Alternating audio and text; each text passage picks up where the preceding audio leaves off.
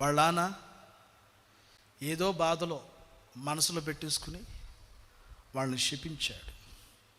వాళ్ళ నాన్న ఏదో మనసులో బాధ ఆ పిల్లల మీద పెట్టుకుని ఏం చేశాడు? వాళ్ళని శపించాడు. లేవి సిమియోనులు శపించబడుదురుగాక, వారి కోపం మహా ఏండ్రముతో సమానమైనది. నా ప్రాణమా, నా బలమా, నువ్వు వారితో కలవబాకు అని అన్నాడు. వాక్యాన్ని వినాలి ఇప్పుడు జాగ్రత్తగా.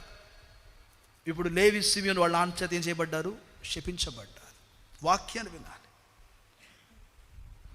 బైబిల్ గ్రంథం మాట్లాడుతుంది, ఇశ్రాయేలు ప్రజలు మోషే దిగి రావడానికి ఆలస్యమైనప్పుడు బంగారు దూడను ఒక దాన్ని తొలిపించుకుని దాన్ని పూజలు చేస్తున్నప్పుడు మోషే దిగి వచ్చి అంటాడు, యెహోవా పక్షమున ఉన్నవారు ఎవరు అని ఆగ్రహంగా అడుగుతాడు.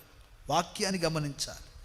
అప్పుడు యెహోవా పక్షమున ఉండువారు ఎవరు అని కేక వేసినప్పుడు మొట్టమొదటిగా ప్రజలందరిలో నుంచి విడిపోయి బయటకు వచ్చిన వాళ్ళు ఎవరంటే లేవి గోత్రం. స్తోత్రం కలుగునుగాక. బాయ్, అందరికి ఆ బుద్ధి లేదు, ఒక్కడికే వచ్చి ఎవడికో ఒకటి కలిగింది. ఆ లేవి గోత్రంలో పెద్దకి కలిగింది. ఆ పెద్దోడు అటు వెళ్తున్నాడని వాళ్ళ పిల్లలు పరిగెత్తారు వెనకాల. ఆ పిల్లలు వెళ్తున్నారని గోత్రం మొత్తం ఆయన వెనకాల పరిగెత్తింది. అబ్బాయి వాళ్ళు ఒక్కడు అట్లా పరిగెత్తారని అన్నాడు, వీరు నిత్యము నా జనులకు ఆశీర్వాదాలు పలకడానికి వీళ్ళు నాకు సేవకులై ఉంటారని చెప్పాడు. బాయ్, దేవుడు వాళ్ళని ఆశీర్వదించలా,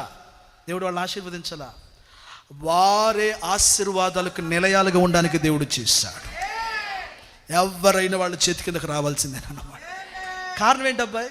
ఒక్క చిన్న నిర్ణయం, నేను దేవుని పక్షాన్ని నిలబడతానంటే వంశవాళిని మొత్తాన్ని దీవించి పడేశాడు.